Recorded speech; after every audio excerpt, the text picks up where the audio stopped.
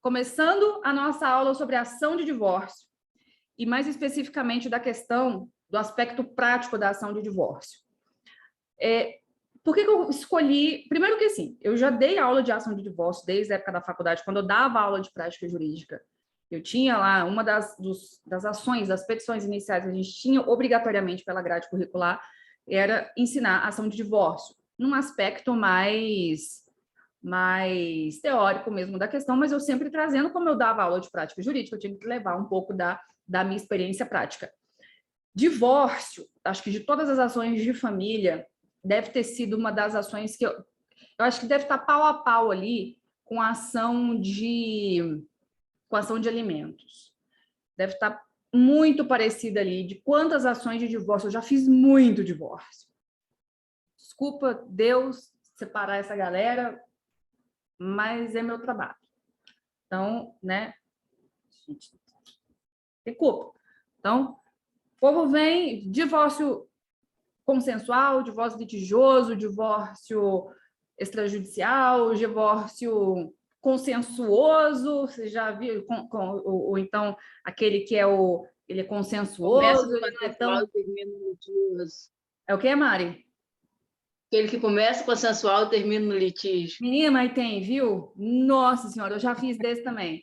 Nesse que você fala, você senta com os dois, né, com um casal, aí não acerta tudo, não, beleza, é assim, assim, assim, não, maravilha. Mas só para, né, só para inglês ver, porque nos bastidores o pau tá quebrando. Eu já fiz esse tipo de divórcio. E não foi mais. É legal, isso é legal. Não. Assim, eu gosto muito de fazer divórcio, porque uma coisa que eu sempre falo, das ações de família, né? As ações de família mais comuns que a gente conhece é divórcio, alimentos e guarda e visitas. E quando você está tratando de divórcio, por mais que seja uma ação de alimentos, e aí tem aquela discussão, e aí é briga, e é treta, e não sei o que, porque eu gosto muito, que o advogado de direito de família, ele não passa de um fofoqueiro. Treteiro. Fofoqueiro. A gente gosta da fofoca. Eu tô pela fofoca. Eu vou pela fofoca. E pelos honorários. Juntou fofoca com honorário. Ainda recebo para isso. Tá ótimo. Verdade sendo dita. Ainda recebo para isso. Então, o advogado de direito de família é um fofoqueiro. E eu adoro. Tem gente falando no chat, deixa eu ver o que é. A Rafa tá rindo. Então, eu já fiz muito divórcio. E aí, de todas as ações de família, a que eu acho mais legal é o divórcio. Porque, tipo, são duas pessoas se degladiando por conta de patrimônio. Por conta de patrimônio. E é engraçado, assim, engraçado que eu falo que pô, né? Eu mesma estou num divórcio agora que é bom essa briguinha, sabe? Ah, tem direito, ah, não tem direito. Aí você fala assim, ah, porque tem essa divergência aqui jurisprudencial. Às vezes rola uma jurisprudência ali divergente em relação à partilha de determinada coisa. Até depois o STJ pacificar aquele tema, ainda a briga rola. E aí você fala, aí eu sempre pergunto assim, ah, mas quem tem direito a isso e aquilo? Eu falo, depende, você é advogado de quem? Você é advogado de quem para alegar? E tem muita coisa que passa desapercebido. Por exemplo, quando, agora falando uma questão prática, quando você vai ajuizar um divórcio, você chegou lá, beleza, contrato de honorários fechado, o cliente vai te pagar para você participar da fofoca da vida dele, da treta da vida dele, vai te pagar para você resolver o problema, né, que precisa ser resolvido, porque advogado também ele é um resolvedor de problemas. A gente resolve o problema alheio. Os nossos, mas os dos outros a gente resolve. Os nossos vai para debaixo do tapete. Os nossos deixa. Os nossos a gente vai deixando. Mas dos outros a gente resolve. E aí, o cliente te contratou, você está contratado. Aí, de repente, o casal já está separado de fato, tem 6 meses. O casal está separado de fato. Uma coisa que pouca gente se atenta é pedir um extrato bancário das partes. Vai depender de quem é seu cliente, né? Vamos supor que você está advogando para aquela parte que está com menos dinheiro, porque sempre sai alguém mais ferrado. Sempre. Todo mundo fala assim, ah, não, mas porque casar é muito caro, divorcia para tu ver. Divorcia. Divorcia. Eu quero ver o que é mais... Divorcia para você ver o que vai ser mais caro. Então, o povo tem que casar bem casado. Não casa. Mas não casa. Mas não casa bem casado. Devia, mas não casa bem casado. Por isso que a gente faz questão de divórcio. Aí, Então, é melhor não casar. mas aí a gente fica sem divórcio. É, Para fazer. verdade. Casa mesmo. Casem bastante errado. Casa mesmo. Aí, vamos supor, o casal está separado de fato já tem 6 meses. E o pau quebrando. E não foi ajuizada ainda a ação de divórcio. Porque ele está o pau quebrando. E que demora, às vezes demora mesmo.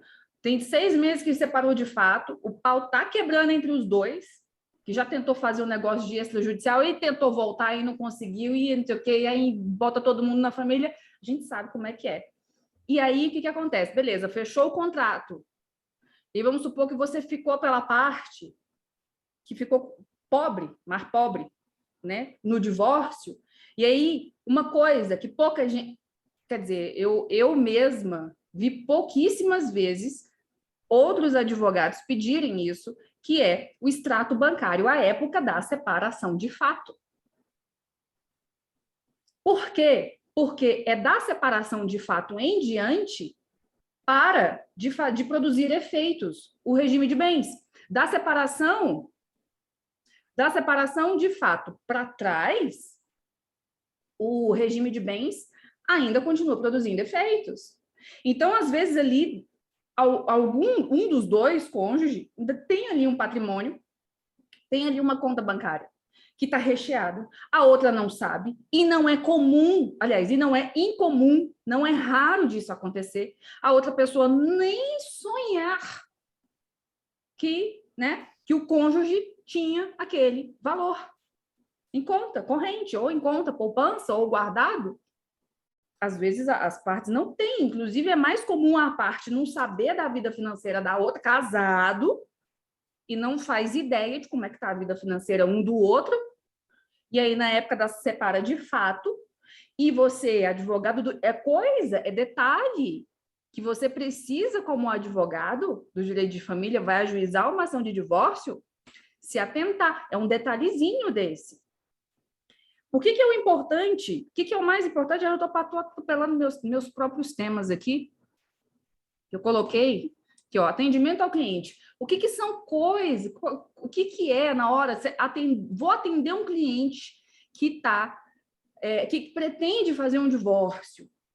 Ele pretende se divorciar. A primeira coisa que você vai perguntar é: o outro está sabendo que você quer divorciar? Porque, gente, a quantidade de mulher que eu já atendi na vida que só chegava para tirar dúvida, ela estava decidida a se divorciar. Mas ela não tinha nem... Ela estava procurando primeiro uma assistência jurídica, para depois dar notícia para o marido. Ô, filho, acabou. Não tem mais. Já fiz muito divórcio assim, mas muito divórcio assim. Que a outra parte nem sonha, tá achando que está tudo bem, enquanto a outra está aqui. Teve uma vez, essa cliente, ela falou assim, eu ainda nem dei notícia, eu vou dar amanhã, na hora do almoço, era tipo no final de semana. Acabou com o final de semana do cara. Aí depois ela me contou, na semana seguinte, depois ela me contou que o cara passou mal, foi parar no hospital, teve crise de ansiedade, teve que ficar à base do Rivotril, que passou mal, não queria, enfim, mas depois aceitou, tanto que fez o divórcio de maneira consensual. Foi judicial, porque tinha um filho pequeno na época, filho menor, mas foi consensual. E aí eu tive várias reuniões com os dois até a gente fechar tudo. Mas o que você precisa saber? Se atendeu? Vou atender um cliente. Vocês estão rindo, né? Vida desgraça dos outros mesmo. Vocês estão rindo. O cara vai parar no hospital com crise de ansiedade porque teve notícia do divórcio. Isso que eu estou me lembrando de uma, porque a quantidade de pessoas que pensam, né? Elas primeiro consultam um advogado, mas na hora de casar não faz, né? Na hora de casar, ninguém vai atrás de um advogado para saber o que é um regime de bens, como é que faz, como é que é um pacto antes, ninguém faz, é tudo casando por amor. Fica aí, só achando que amor basta. Aí,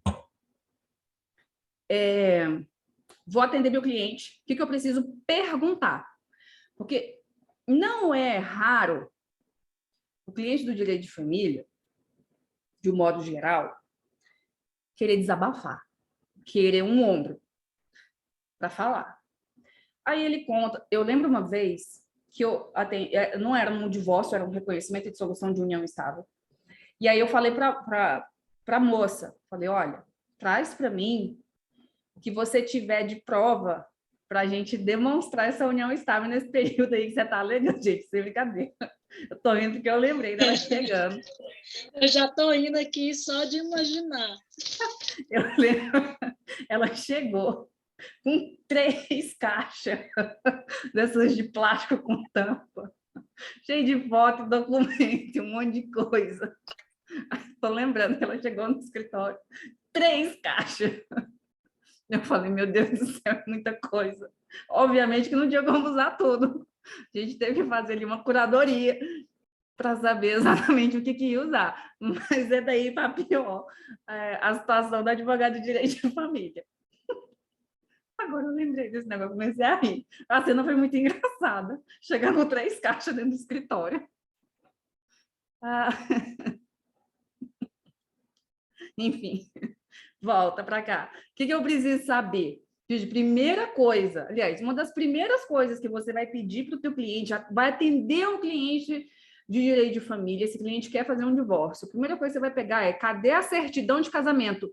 Porque a quantidade de pessoa que casa e não faz a menor ideia do regime que se casou,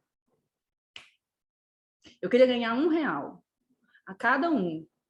Que assim que eu pergunto assim, qual é o regime de bens? Ah, doutora, não sei. Eu estava rica. Eu falei assim, mas como você não sabe? Aí eu tenho que ficar perguntando assim, mas você assinou alguma coisa? Você fez algum contrato antes, né? Para saber se ela fala assim, eu acho que eu fiz. Ela fez um pacto antinupcial, então não foi no regime da comunhão parcial, no regime legal. Eu fico assim, a pessoa está completamente perdida. Perdida. Aí fica, tá, mas o que você fez? Você sabe que se você foi lá no cartório, você combinou umas coisas. Ah, doutora, eu não sei. Pois é, pede a certidão de casamento, porque na certidão de casamento que vai estar lá tudo. Pelo menos a maioria das coisas que você precisa saber vão estar ali na certidão de casamento. Basicamente, o que você precisa saber ali de pronto é a data do casamento e o regime de bens. Com essas 2 informações, aí você começa a desenvolver ali a sua entrevista. Tá, beleza. A partir dessa data, vocês adquiriram alguns bens? O que vocês compraram? Porque tem gente, aí você tem que ficar cutucando a pessoa. Porque eu também já atendi muito cliente, muita gente. Você tá lá, você pergunta, e vocês adquiriram bens? Eles acham que quando você pergunta assim, bem, você está falando de apartamento, de casa, de lote. Aí fala assim, não, adquirir bens, não, a gente só tem 2 carros, 2 motos. Mas, meu querido, você acha que isso é o quê? Isso é patrimônio, isso é partilha. Mas tá só no nome dele, ou só no nome dele. Mas, sim, mas a depender do regime de bens, isso entra. Né? Isso entra no bolo. Então, no que vai ser partilhado. Tem que saber. Então, a quantidade de pessoas, elas não fazem a menor ideia do que está sendo feito ali. Elas casam e deixam e não sabem nem o regime de bens. Então, tem que perguntar, quando é que casou? Data tal, anota. Tá, adquiriu bens, adquiriu patrimônio, adquiriu carro, adquiriu casa, apartamento, qualquer tipo de patrimônio. Começa a anotar. Saldo em conta, empresa, construiu uma empresa? Construiu empresa. Tá, como é que funciona? Como é que é o contrato social dessa empresa? Começa a cavar a vida do cliente. Tem empresa? Não tem empresa. Tem imóvel? Não tem imóvel. Tem carro? Tem moto? Então, começa a destrinchar, a fazer perguntas, porque você precisa saber. Porque, de repente, surge um bem do nada, que não estava... Às vezes, aí vem na contestação. Uma conta bancária, outra coisa, rescisão contratual entra. FGTS. Ju, Oi. uma pergunta. Por exemplo, recebeu de doação da mãe uma moto. Entra no regime Depende do legal, regime de bens. comum? Depende do regime de bens. No regime comum. Parcial. Não é parcial, por exemplo. Via de regra, não, a não ser que a doação seja feita para os dois. Ah, entendi. Para os dois. A doação está feita para os dois, entra no regime da comunhão parcial. Não, minha dúvida, por exemplo, eu quero dar uma moto para o meu filho. Ele está casado, dei uma moto para ele, mas ele vai separar se essa moto fica para ele ou de partilha, entendeu? Entendi. Mas aí tem que provar que foi por doação. Aí tem que demonstrar que foi doação. Porque se entra, se ele aparece lá, só aparece com a moto no nome dele, pode ser considerado, aí por isso que eu falo, você é advogado de quem? Porque advogado, se for advogado, se eu como advogado dela, por exemplo, da mulher, e falo assim, não, mas cadê aqui que foi doação? Está escrito em lugar nenhum que isso aqui é bem doado. Então eu vou considerar oneroso, adquirido de forma onerosa na constância do casamento. Adquirido de forma onerosa da constância do casamento, vai partilhar. Eu coloquei aqui, acho que está no... Ah, não, está aqui, ó. Problemas com subrogação. A questão da subrogação é um problema real, tá? É um problema real, tanto para o advogado que vai ajuizar o divórcio, na sua petição inicial, você precisa se atentar a esses bens subrogados, porque, gente, é muito, mas muito, mas muito comum que... e pode acontecer das duas formas. Eu vou contar aqui o que é muito comum acontecer. A pessoa tem um bem dela, exclusivo, só dela, e quitado já. Ela tem uma casa. Tem um apartamento. Tudo bem que isso aqui... Vamos supor que esse apartamento aqui que eu moro seja meu, na verdade, né? É meu, adquiri, meu. Sou solteira. E aí eu me caso. Ele é quitado, sou solteira, me casei. Quando eu me casei, aí eu falei assim, eu vou vender esse apartamento, ele é só de um quarto. Eu vou vender esse apartamento. E com o dinheiro, eu vou comprar outro apartamento do mesmo valor. Do mesmo valor. Ou vou comprar 2 menores, né? Com esse valor, consigo comprar 2 menores, que seja. Isso é subrogação. Né? Então, esses 2, se eu faço isso, o dinheiro deixa rastro. Dinheiro deixa rastro. Se eu faço isso, se eu vendo esse apartamento e compro ou 1 ou 2, que seja diretamente com esse valor, ou troco, também é muito comum, troco. Eu faço um negócio e troco esse aqui por outro. Essas coisas deixam rastro. E aí sim, esse bem vai continuar sendo meu bem exclusivo.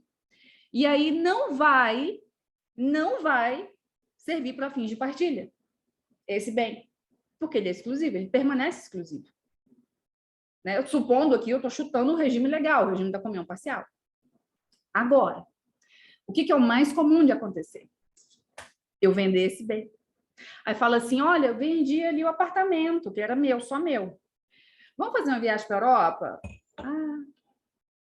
Tô com dinheiro no bolso. Vamos fazer uma viagem para segunda lua de mel, 30 dias.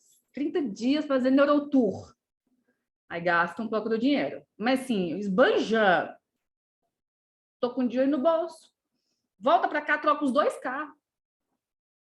Pego o restinho, sobrou ainda um resto de dinheiro, dou entrada num outro apartamento. Aí depois no divórcio, quer alegar a subrogação. Já era, meu filho, o negócio misturou. Não dá. Por isso que eu falo, problemas com a questão de subrogação.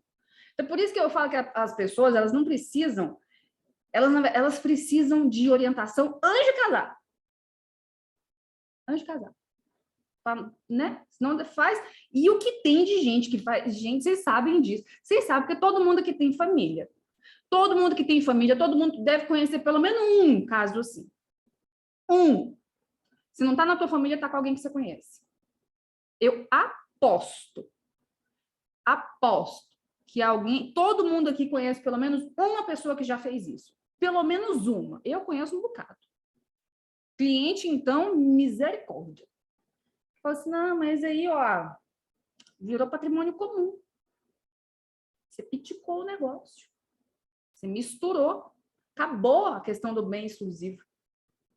Se a pessoa faz a questão da subrogação certa, aí não tem o que discutir, porque eu falei, o dinheiro deixa rastro, o negócio deixa rastro. Agora, espalhou, tem mal o que fazer. Então, outra questão para se atentarem em relação ao divórcio na prática. Aí eu coloquei aqui também a questão da uso capião familiar, porque eu já atendi também muita gente, que morre de medo dessa uso capião familiar. Fala assim, ah, mas eu vou me divorciar, mas eu não quero sair de casa, porque se eu sair de casa, eu já estou dando tudo para ela. Calma, filho, não é assim, né? As pessoas têm essas dúvidas. Aí pode ser que para você o cliente chegue com essa dúvida. E aí você fica assim, não, porque não sei o quê, não é porque eu já ouvi falar num tal de uso capião familiar. Mas calma, que não é assim. A pessoa, para ter direito à questão da uso capião familiar, do uso capião, da uso capião que seja, ela precisa, de fato, abandonar, ela precisa sumir do mapa. Desaparecer. Não é assim, só porque saiu de casa. Gente, não é tão simples assim. Falamos do campeão. Não é tão simples assim a questão da uso capião familiar. Na prática, para você demonstrar que, de fato, eu já vi uma vez, porque, de fato, a pessoa desapareceu. Desapareceu tanto, que a gente foi, assim, um parto para citar. Para citar foi um negócio, assim, absurdo. Tem tempo já esse processo. Foi logo quando saiu essa alteração que trouxe a uso capião familiar, assim, logo que eu falo, uns meses de vigência, e a gente alegou, não, uma coisa aqui, olha só, uso capião familiar, vamos tentar, colou, deu certo, mas assim, até para citar a pessoa. Agora, aquela pessoa que ainda fica ali, você vê que ela não abandonou, questão de prova do AB, exato, acho que já até caiu, não lembro agora. Não precisa, a pessoa, ela tem que sumir do mapa. Porque se ela continua ali presente, se foi só uma questão de, eu tive que ir embora, eu tive que sair dessa casa, porque não dá para morar, era um pé de guerra todo dia, tinha que sair de casa. Então, só que a pessoa está ali. Inclusive, tem a questão dos filhos, continua permanecendo, vai lá. Então, assim, a questão da uso capião familiar, ela não é tão simples de acontecer, e é uma dúvida recorrente quando eu faço atendimento nesse sentido. É uma dúvida recorrente. E o advogado que vai atender um divórcio, mas fazer uma ação de divórcio, ele precisa estar ciente disso. Plenamente ciente. De que, olha só, calma aí, peraí, você pode sair de casa. Vai na fé. Pode ir. Não é tão simples assim a questão da uso capião familiar para ser decretada. Tá? Então, são questões que você também precisa se atentar. Outra coisa, na hora do atendimento ao cliente. Já falei, quem é que vai ficar na administração? Aqui, ó, cônjuge na administração exclusiva dos bens. Geralmente, quem fica com a administração exclusiva dos bens é a mulher, porque é mais comum o homem sair. Porque a mulher geralmente fica com os filhos. E aí a mulher fica na administração exclusiva dos bens. E aí, o que pouca gente também sabe, da mesma forma que poucos advogados também se atentam à questão do pedir o extrato bancário da data da separação de fato, é pedir para que o juiz arbitre um aluguel ou o próprio advogado da ação de divórcio, antes mesmo de distribuir a ação de divórcio, porque às vezes demora, porque o cliente demora até a reunir toda a documentação para dar entrada na ação, desde já enviar uma notificação extrajudicial para o cônjuge que está na administração exclusiva dos bens, para que seja, porque recebendo a notificação e não, ou a pessoa contra-notificando, ou deixando, não vou responder esse advogado aqui, não, deixa ele para lá. Ou ela não respondendo, ou então, enfim, que seja, o silêncio dela já pode lhe ser, já pode não, vai ser considerado, já vai constituir a mora. E aí depois você pode cobrar esses aluguéis. Você fala assim, olha, a gente mandou notificar lá porque ela ficou com os 2 carros, com um apartamento, com tudo, com todos os bens que guarnecem a residência. Outra coisa também, só fazendo um parênteses dentro do que eu falei aqui, gente, os bens que guarnecem a residência também entram, tá? Também, mas ganhou tudo na festa de casamento.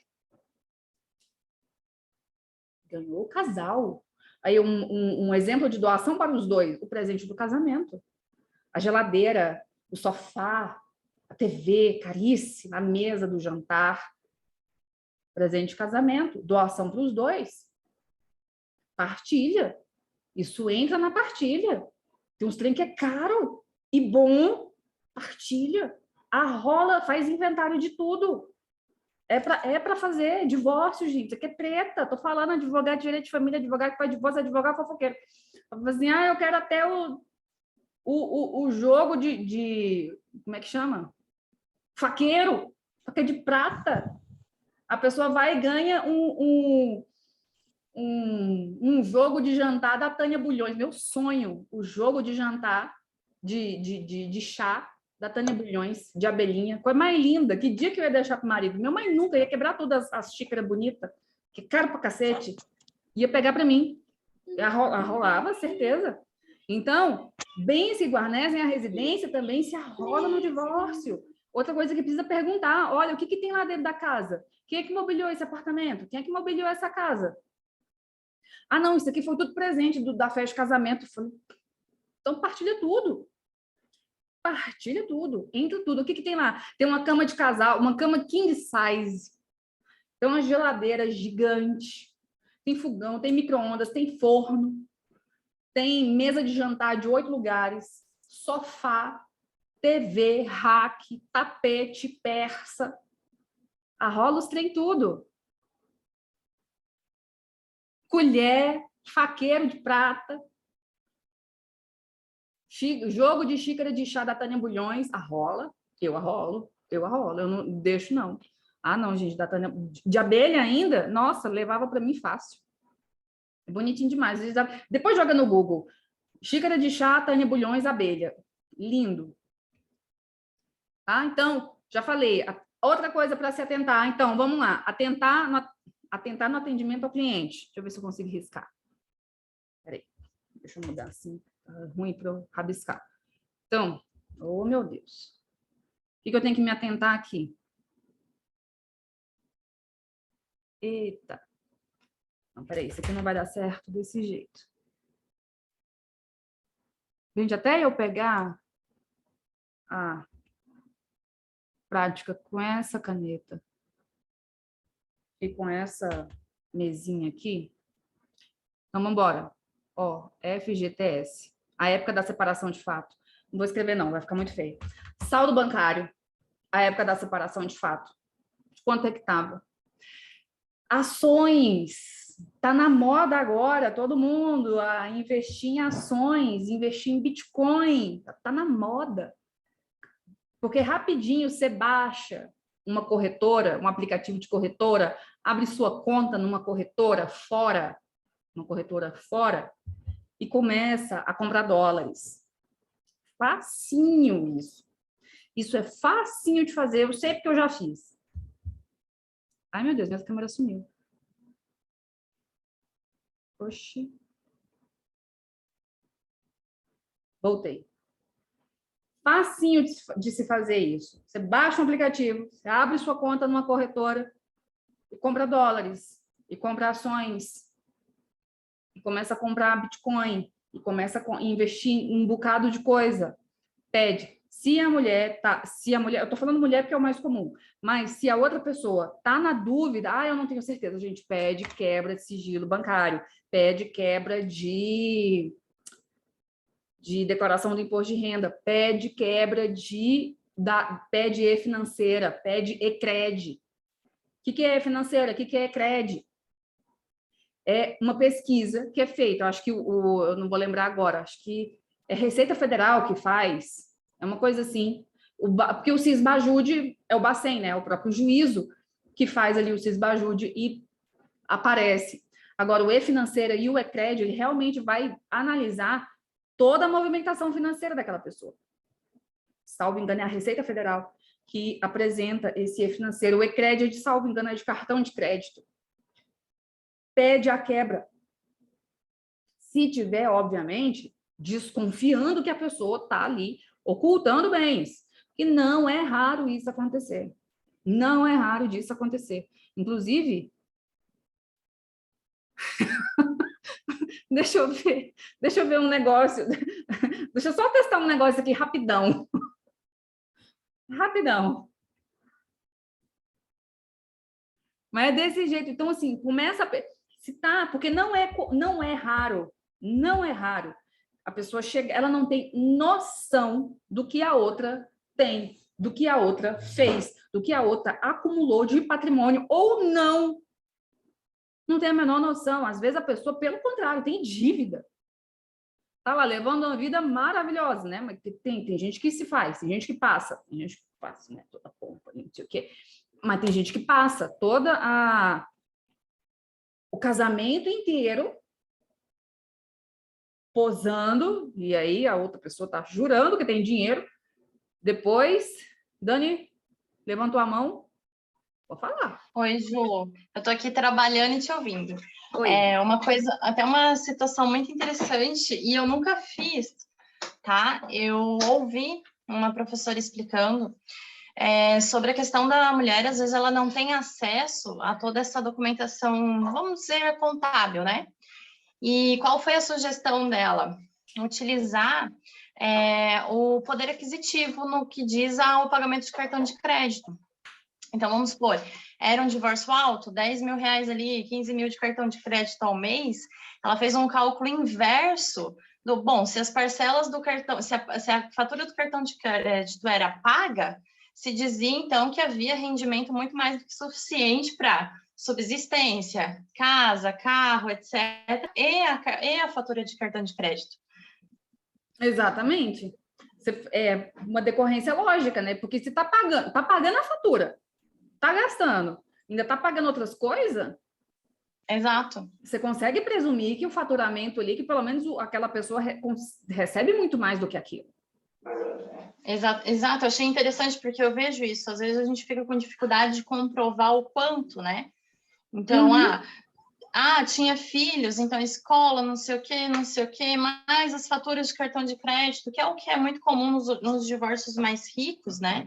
Que a mulher fica com aquele cartão de crédito com um valor quase que ilimitado, mas ela não sabe quanto que, de fato, se custeava o restante em relação às empresas, do marido, etc. Ela só tem um cartão de crédito que ela gasta, entendeu?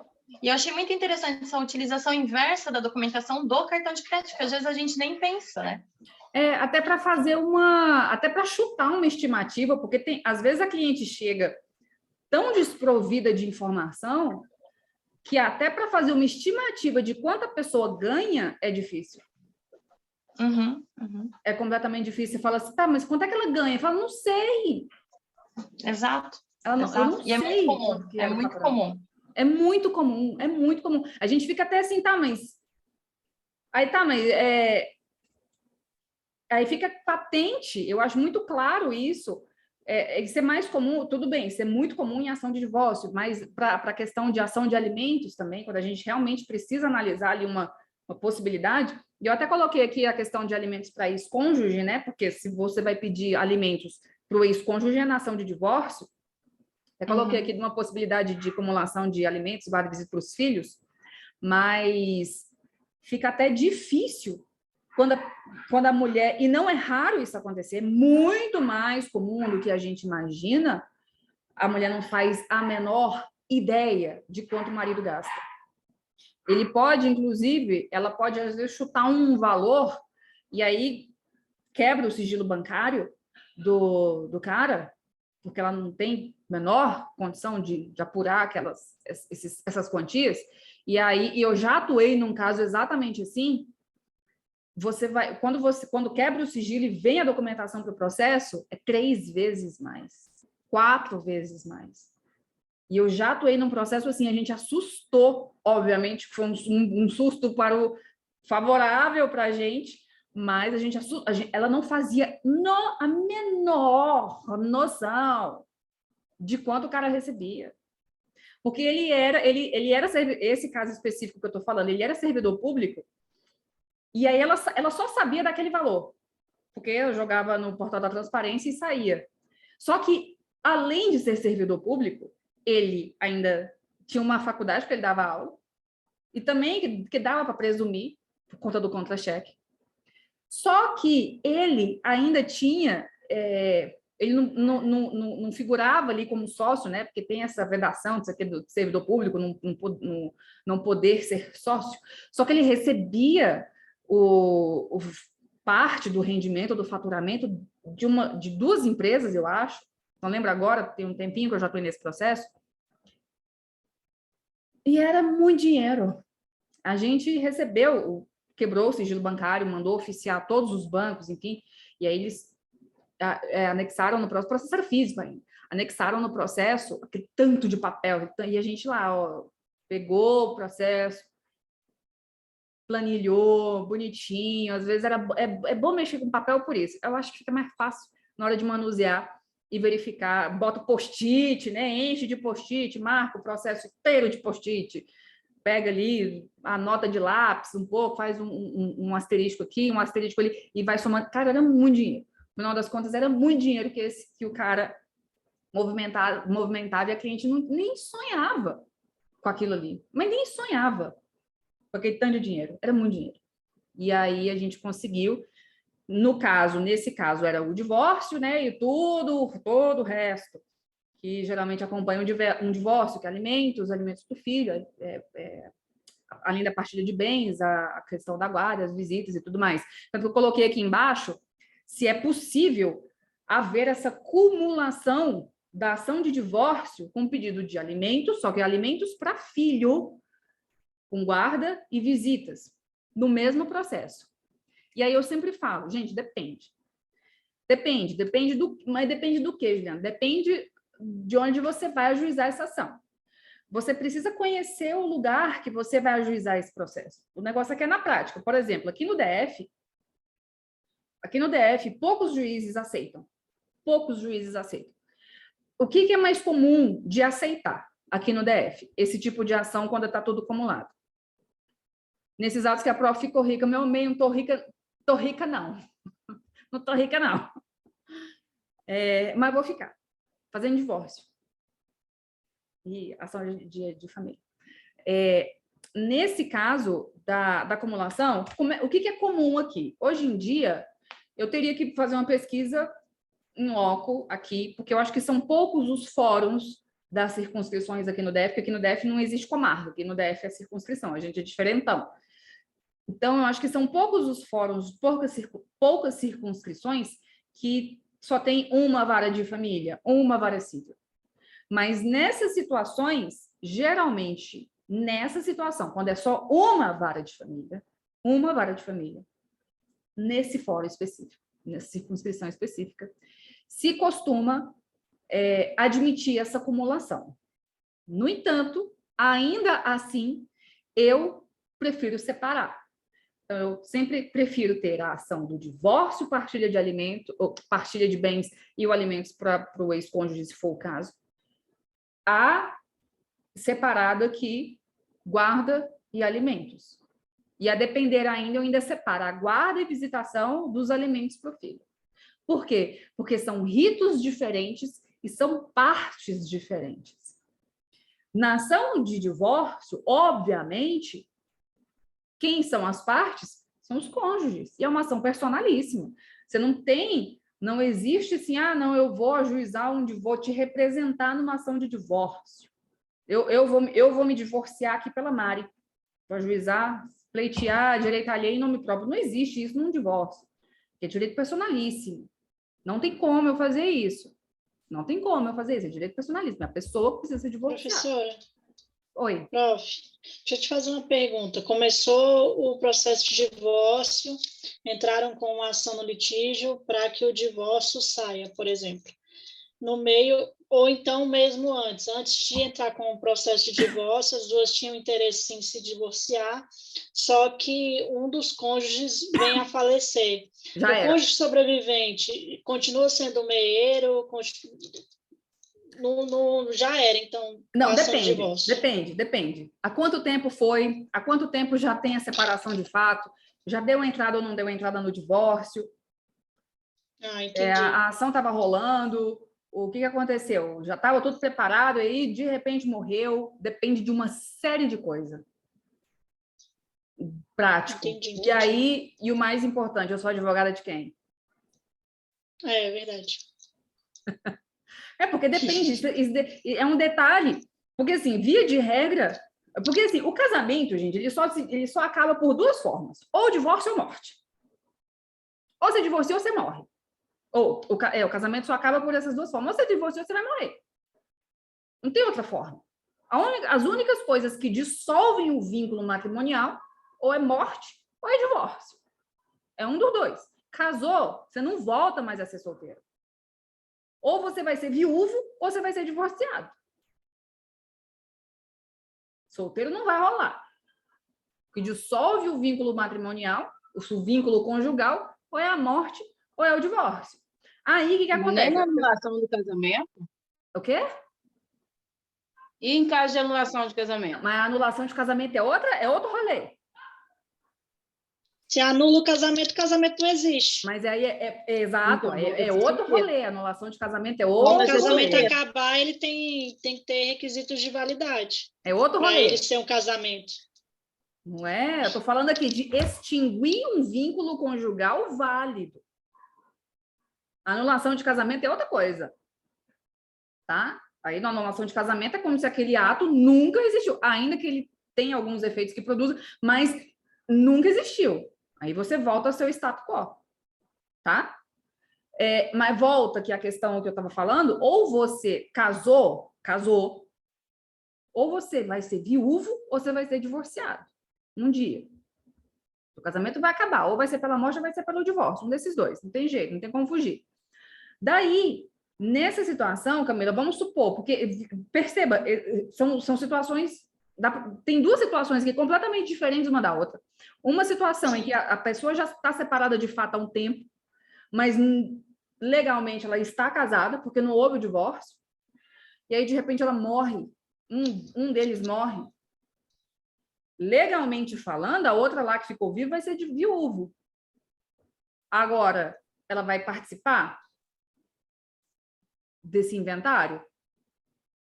Ela pode participar daqueles bens que nunca foram partilhados, porque nunca houve um divórcio, se for o caso. Tá? Perceba que são situações assim que eu preciso de mais informação para te dar uma resposta. Porque não tem uma resposta, é isso aqui. Eu preciso analisar o caso concreto. Ok? Entendi. Entendeu?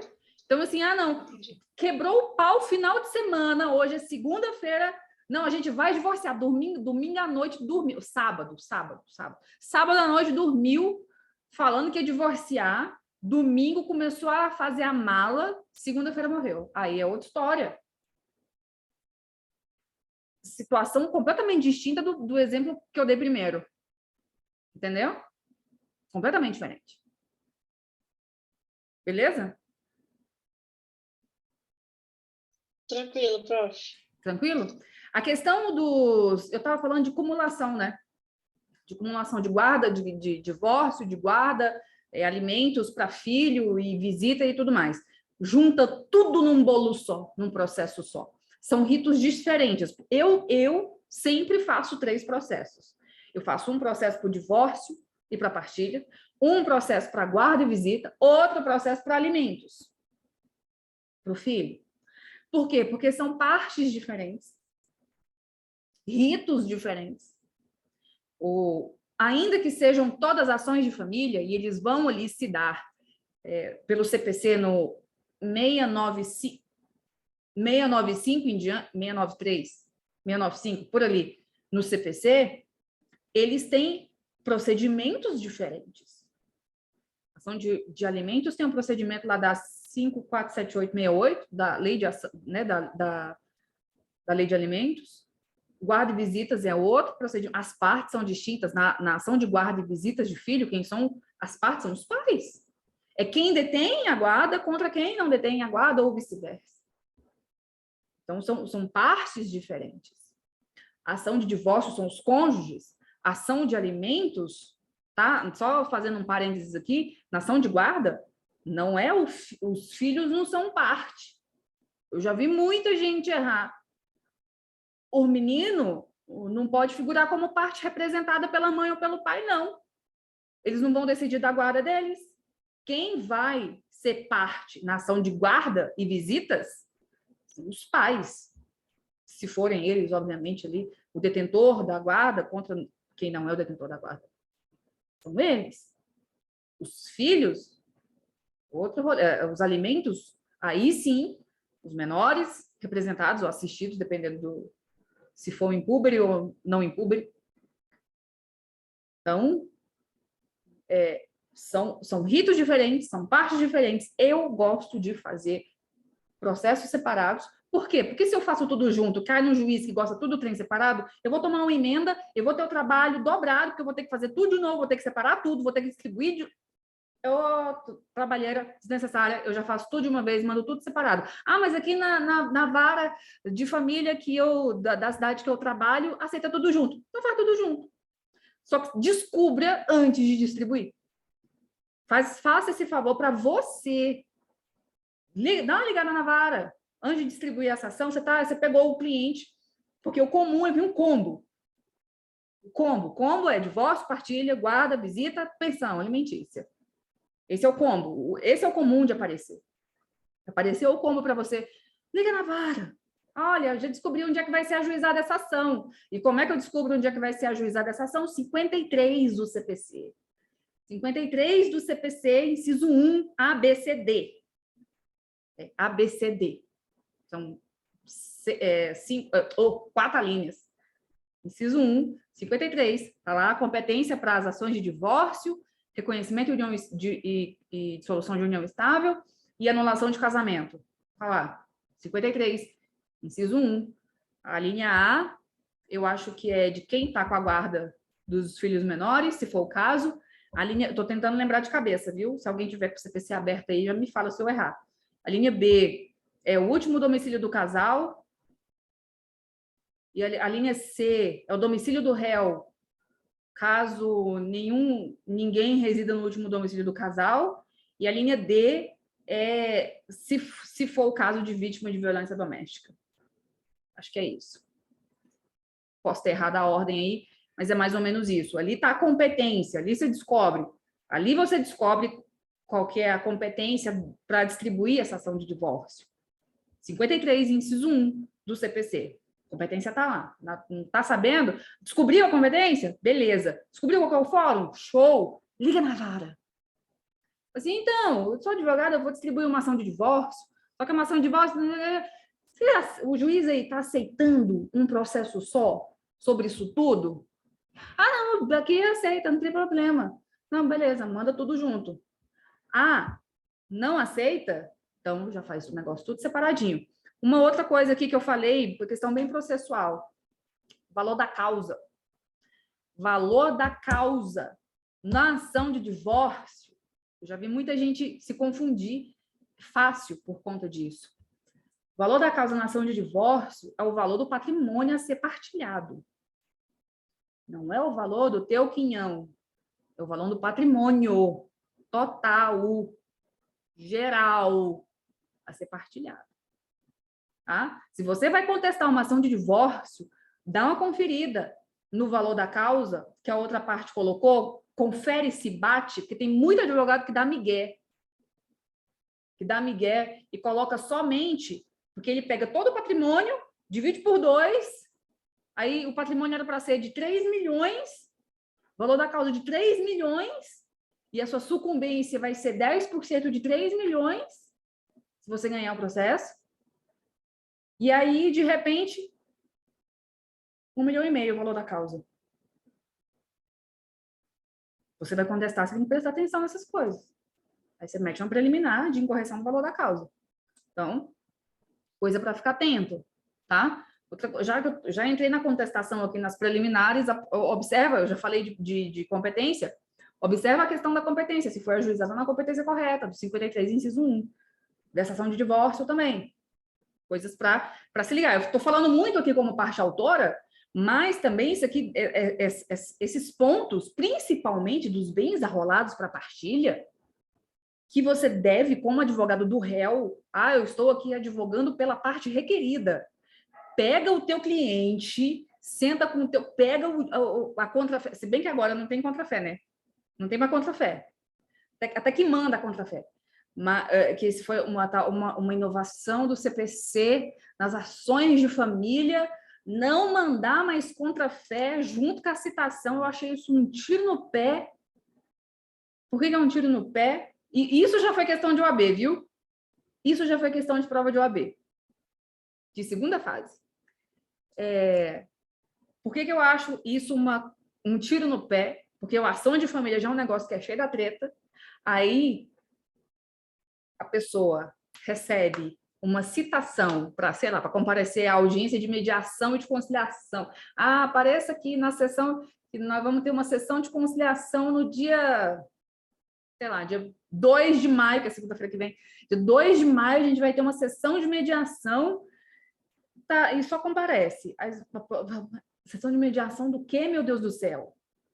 De onde? Não está nem sabendo de nada e não tem uma diabo de uma contrafé. Aí você tem que ir atrás de um advogado para que ele se habilite no processo, ou então você tem que ligar desesperadamente, entrar em contato com o pessoal da vara, para eles te liberarem um acesso, através de um login, de uma senha, para você baixar o processo. Aí você vai atrás do... Por que não entrega mais a contrafé? Aí a pessoa... Aí nisso que já recebeu o negócio, não está sabendo de nada, já liga desaforado para outra parte. Aí, para mim, é um tiro no pé. Aumenta mais ainda o litígio. O intuito do legislador foi falar que não era para ter litígio. Fala, Mari. Não, o legal é que as ações, geralmente, elas são segredo de justiça, né? Então, não, ações... sim, é por isso que eu falo, a pessoa ela não tem acesso direto ao processo, ela não vai achar o processo só jogando número no sistema, no PJE mesmo.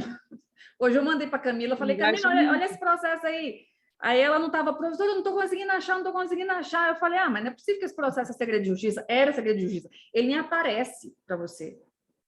Você joga não o processo... Aparece, exatamente. Você pode procurar do jeito que for, pode ver CPF, número do processo...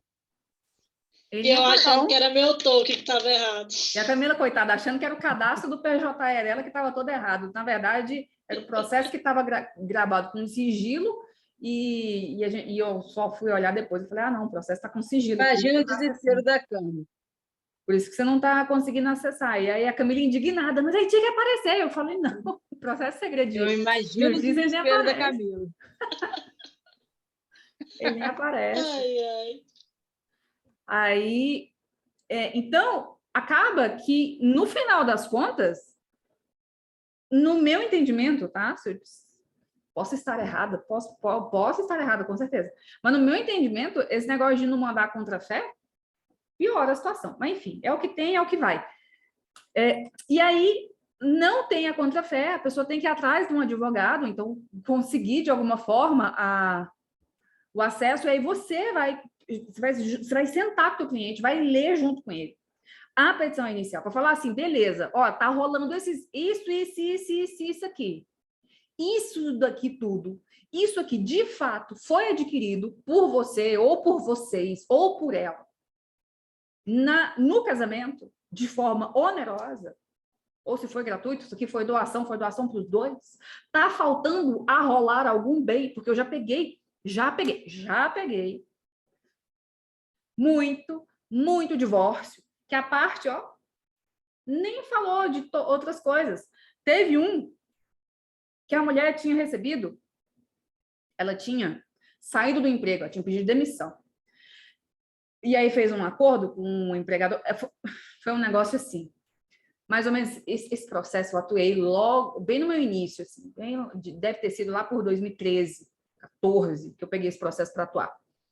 Foi quando eu comecei a cobrar bem horários na minha vida, na advocacia.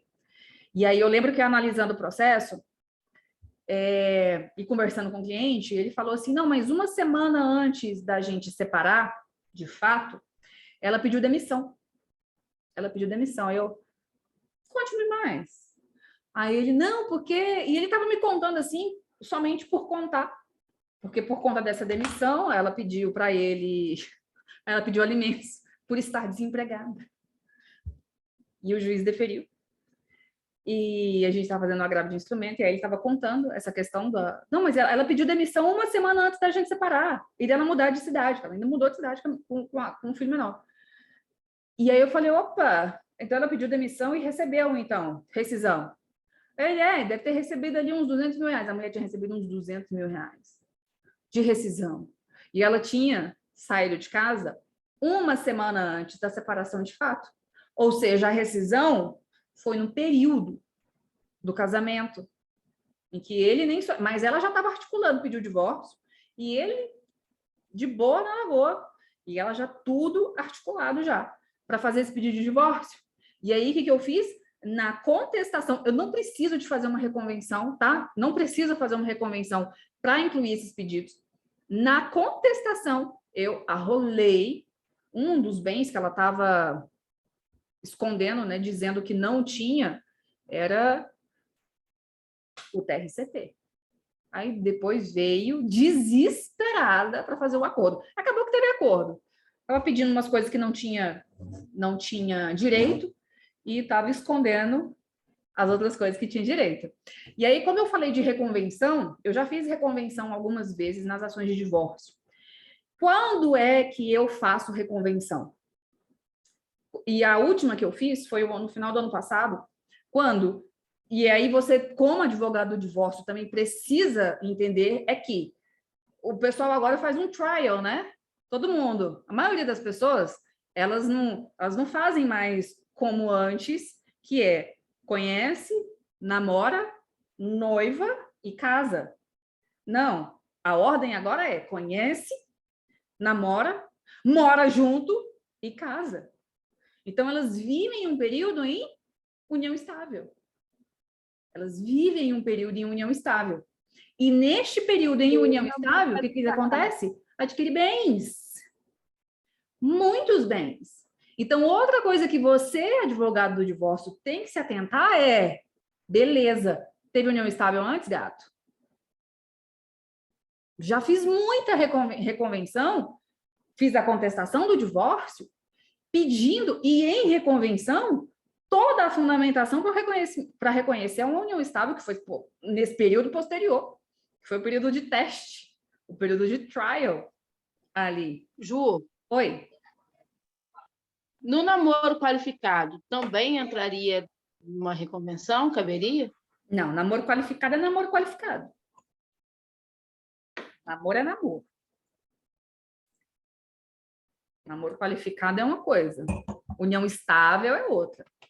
Aí você tem que vir com toda a fundamentação para reconhecimento de uma união estável. Eu fiz isso ano passado, eu fiz uma dessa ano passado, tá aí para julgar. Quer dizer, tá aí para julgar nada. Dia 12 vai ter audiência de conciliação desse processo. Dia 12 de maio agora. Pense um processo bom, gente. Que processo legal.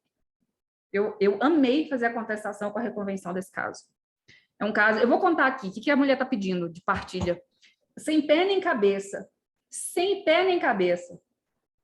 Olha só, vou contar a treta. Eu sei que vocês gostam de escutar caso.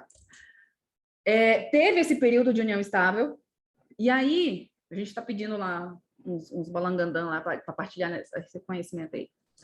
E no divórcio, que eu contestei, o divórcio mesmo, né? O que aconteceu? Ela tinha um patrimônio que é dela, inclusive ela ainda tem essa casa. E a conversa, quando os dois estavam juntos, era, inclusive, ela se chama Juliana. Olha isso. Ninguém vai saber. E aí a conversa era, ela ia vender esse imóvel exclusivo dela e, com o valor desse imóvel, pagar ali uma parte de um apartamento para eles se mudarem. E como é que foi feito?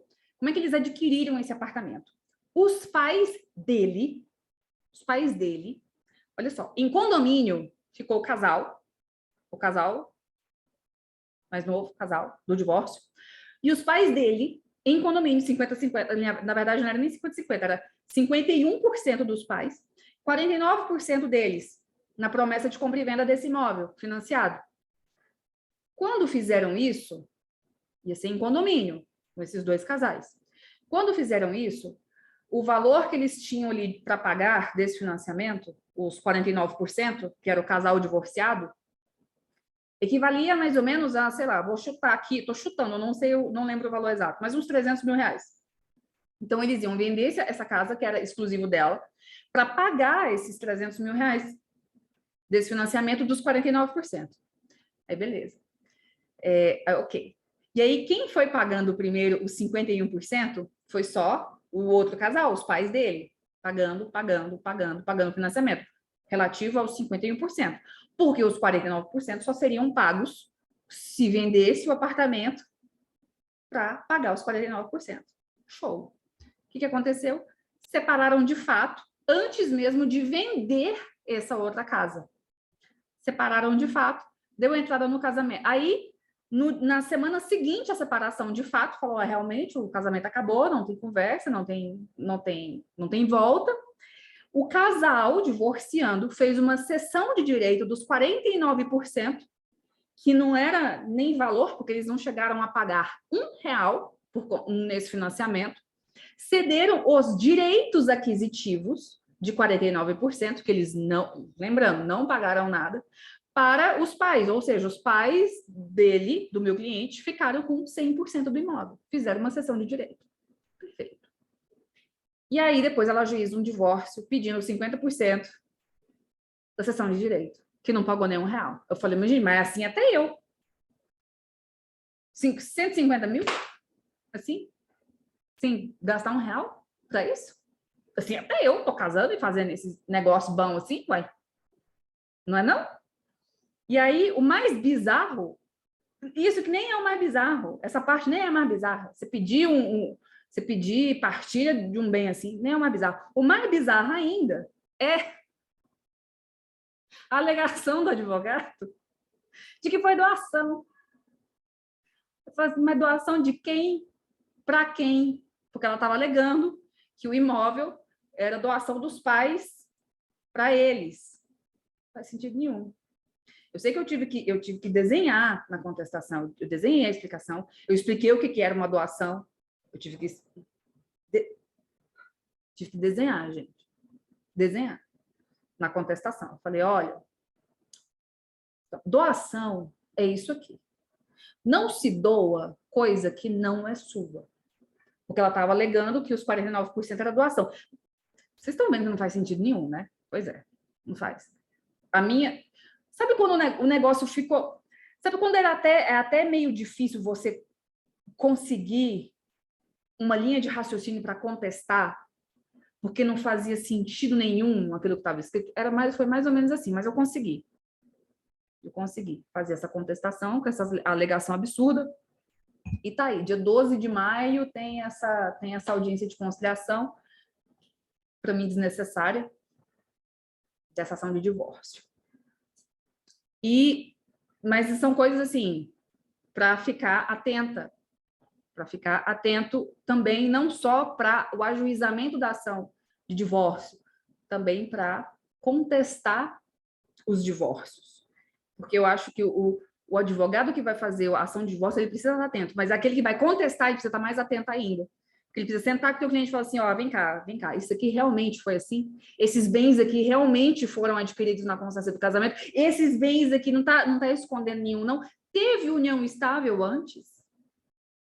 Senão a gente vai ter que fazer uma reconvenção aqui.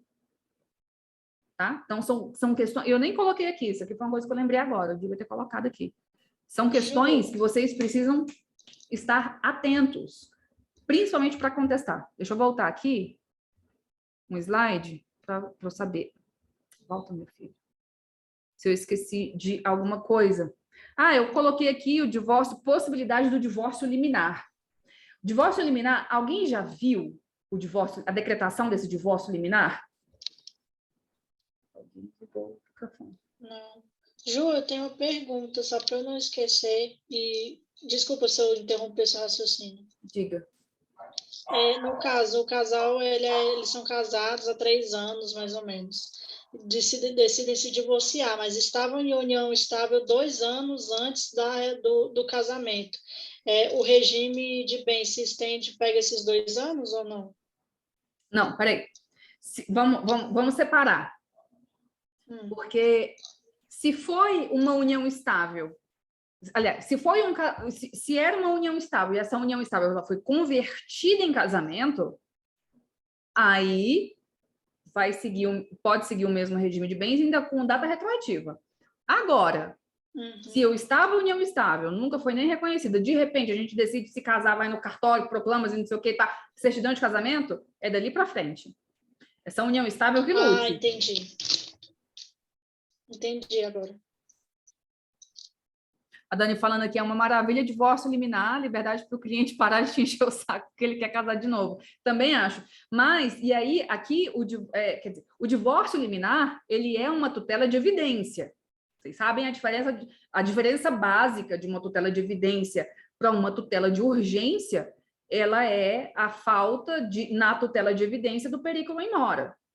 Porque pelo fato do divórcio liminar ele ser um direito potestativo, né? Ele é um direito potestativo, o divórcio liminar ele é um direito potestativo, ou seja, ainda que a outra parte não queira. Aqui no DF eu já vi, nesse caso de divórcio, que eu contei a história do pedido absurdo da doação, o advogado na inicial, ele fez um pedido de divórcio liminar, o juiz indeferiu, eu tô rindo, gente, eu queria, na verdade, que esse divórcio tivesse sido deferido, mas eu tô rindo, porque eu não vou falar mal dos colegas aqui, não. Não vou, não. Mas, enfim, ele fez o pedido de divórcio liminar, o pedido foi indeferido, ele agravou, o tribunal manteve a decisão de primeira instância, só que, assim, não é sempre, né? Ainda tem várias que não admitem o divórcio de forma liminar. Mas eu sei que tem sido uma tendência. Mari, eu vou ficar quieta. Mas eu sei que tem sido uma tendência a decretação de divórcio liminar. Eu também acho maravilhoso. Pode decretar logo esse negócio, deixa o povo livre aí, casa de novo. Vai lá, casa de novo. Igual como a Dani disse, eu falei, o povo quer ficar...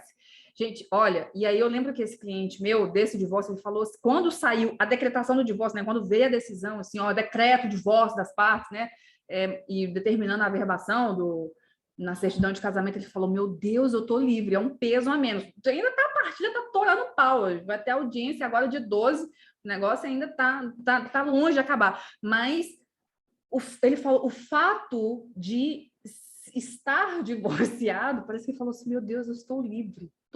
A sensação acho que é essa mesmo, né? É essa a reação de liberdade. Ele falou assim, eu tô livre, eu tô ainda tá torando pau lá na ação de guarda, tá a brigaiada louca na ação de alimentos. Ação de alimentos está para ser julgada. Então, mas assim, só o fato de ter saído a decretação do divórcio, ainda que a gente vá debater muito a questão da partilha, só de falar assim, você é uma pessoa divorciada, você está livre. Te abraça como se a gente tivesse ganho o processo.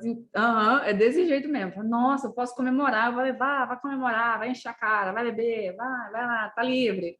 Não é pessoa livre agora, pode casar de novo. Deus me livre, doutora. Mas tem gente que quer. Tem gente que quer casar de novo para poder... Tem gente que quer divorciar para poder casar de novo. Não satisfeito, quer casar de novo.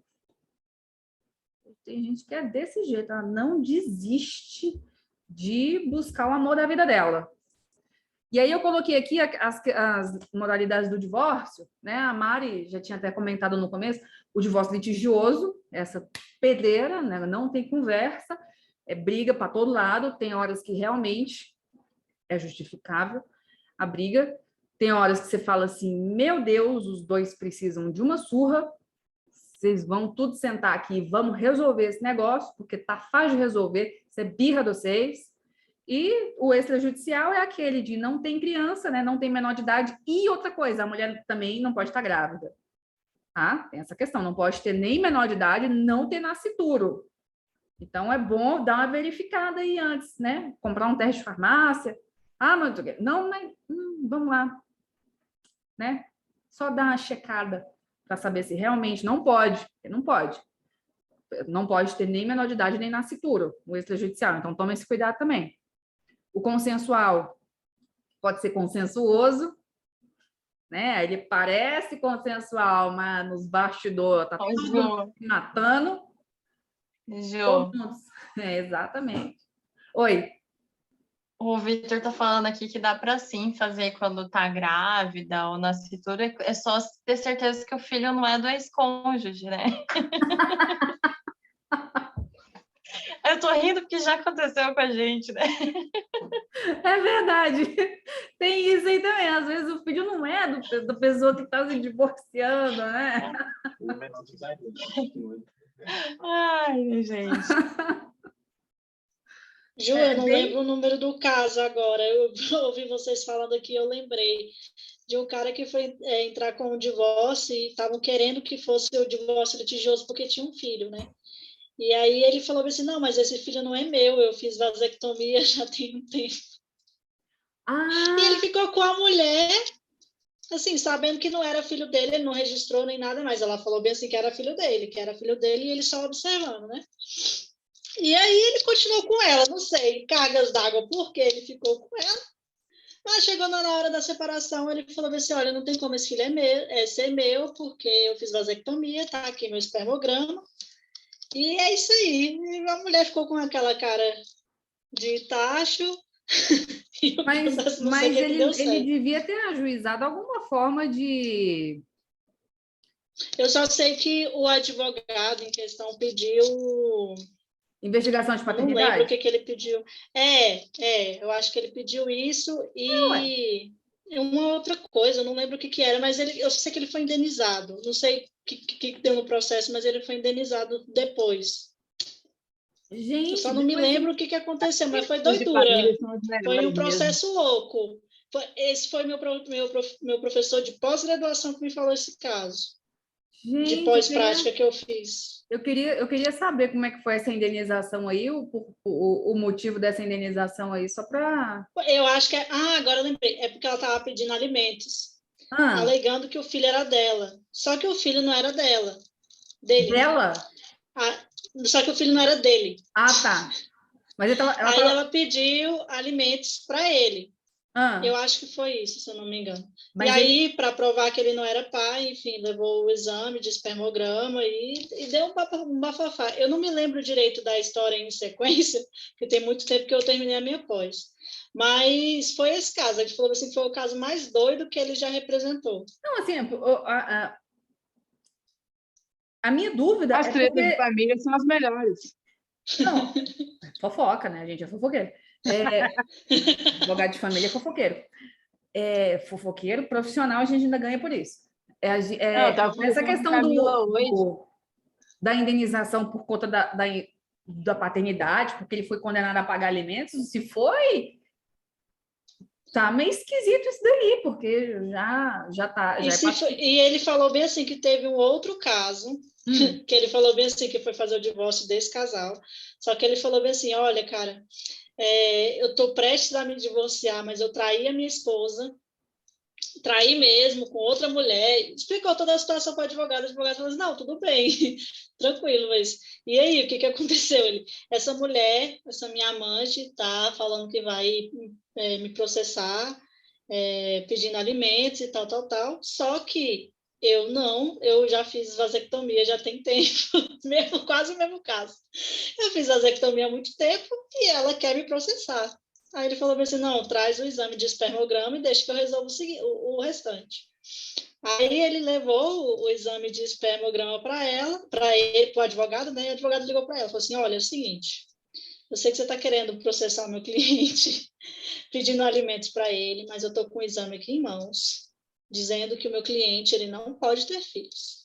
Se você continuar com essa ideia de processar, eu vou ter que pedir uma indenização, porque você está constrangendo ele a um processo, a pagar alimentos, sendo que ele não é o pai. Mas esse constrangimento aí era só nas ameaças? Será? Sim, ameaças. Ah. Isso. Aí ela sumiu do mapa, dizendo o professor, né? Menos mal.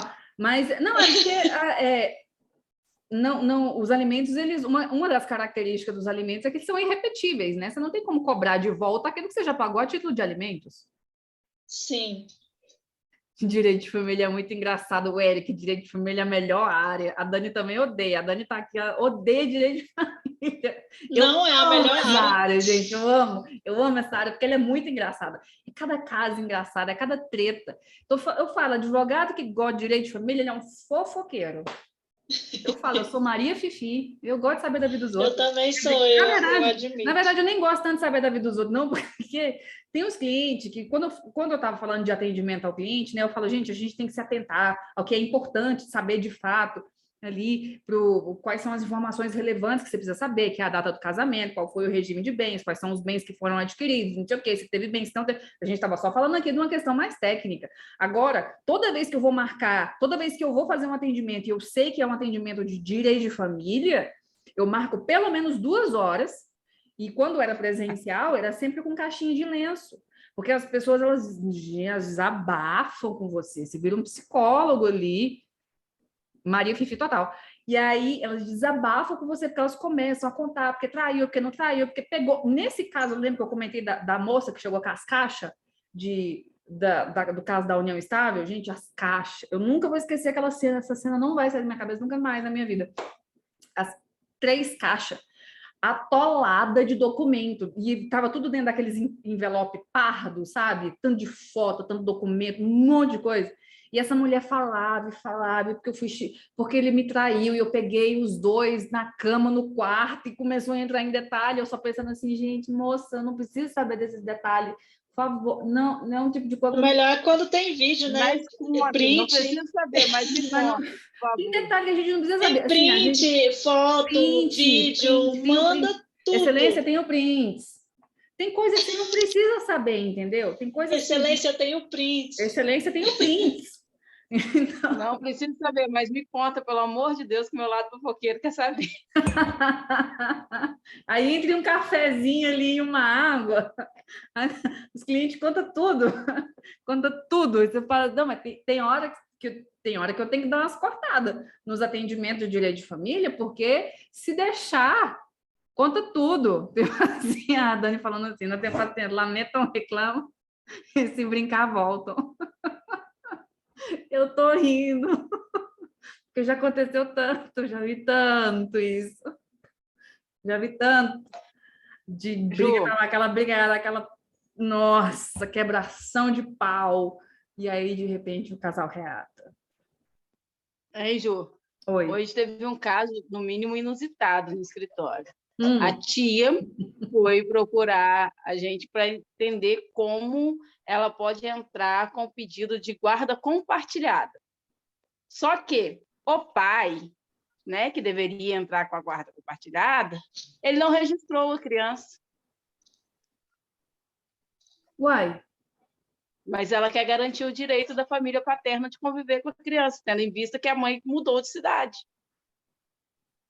Uai, então a primeira coisa que esse cara tem que fazer é registrar esses meninos. Registrar o filho, né? Uai. É o mínimo. Não, que a mãe é uma irresponsável, que a criança com 6 meses passou 1 mês no hospital.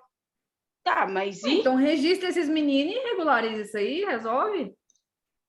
Né? É o mínimo. Falei, tá, mas o seu irmão, ele tá afim de registrar a criança? Então, mas aí a gente tem que ver com ele. Falei, então, primeiro você resolve isso aí. Aí a gente tem que ver com ele, mas é lógico. Primeiro vocês resolvem isso, para depois... Pô, mas claro que sim, caramba. Por que não é ele Direito que tá de aqui, família, meu Deus do céu? Ai, gente, deixa eu ver aqui o povo no chat. Ai, cadê? Esses dias um cliente me procurou dizendo que não aguenta mais viver casado. No fim de semana tava só logo os 2 no Instagram. Falei assim, meu filho, você decide o que você quer da sua vida.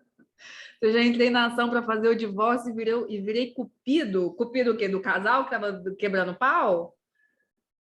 Olha, dificilmente. Eu já fui muito procurada antes, dei orientação e tal, a pessoa estava realmente determinada a juizar a ação de divórcio e depois desistiu porque reatou o casamento.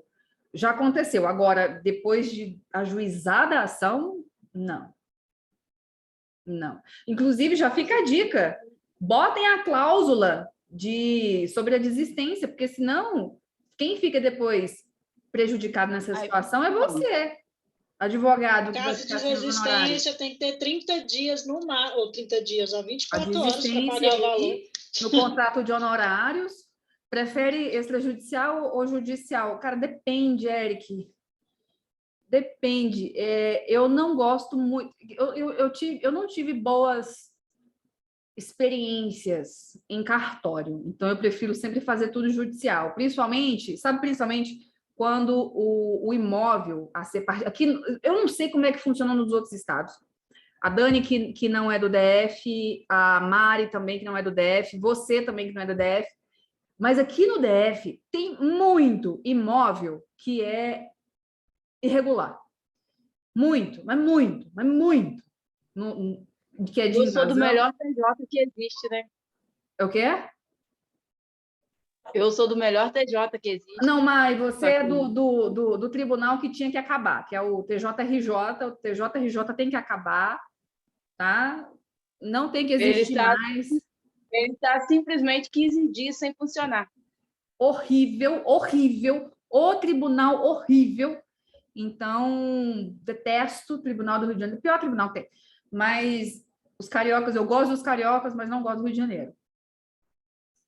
É assim. Então, peraí, deixa eu ver aqui. Vocês estão falando aqui. Cartório é terrível, ainda mais registro de imóveis, vira uma realidade paralela. Os extrajudiciais, a Dani falou que os extrajudiciais são bons de fazer.